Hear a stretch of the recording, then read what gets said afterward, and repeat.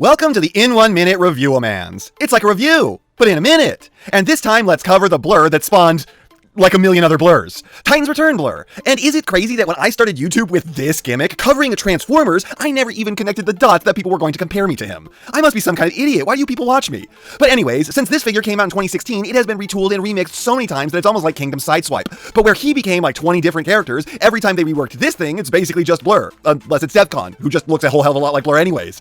And I know why. Because this thing was always super solid. In person, its color is slightly off. It's just barely green shifted IRL. But it's still definitely a version of blue. And I think much like the TR Cup, this is trying to look like the G1 version rather than the IDW one that was popular at the time, but it still cuts a cool comic booky stature. Or maybe it's a mixture of the two. Backpack can come off and make him a little bit lighter on the kibble, and it makes for a decent shield. The one thing that I don't really like though is the little beetly bopper on his head. This part is kind of famously breakable, so I tend to just leave it down. Transformation is fun and solid, and every version after this thing just kind of made it worse. Like the 86 version basically has the arms transformed the exact same way, but they changed it just enough to make him lose the wrist swivels. And you also have less clearance to get both the parts and your fingers where they need to go. So if you've only ever handled the more recent one, this is a much more enjoyable affair. And the all mode is definitely very stylized when compared to the movie, but it's still clearly supposed to be him. It's also way more fun than the 86 one is, because another thing that the newer guy did away with is the wheels, while this thing still has them and rolls great. A solid B+ figure.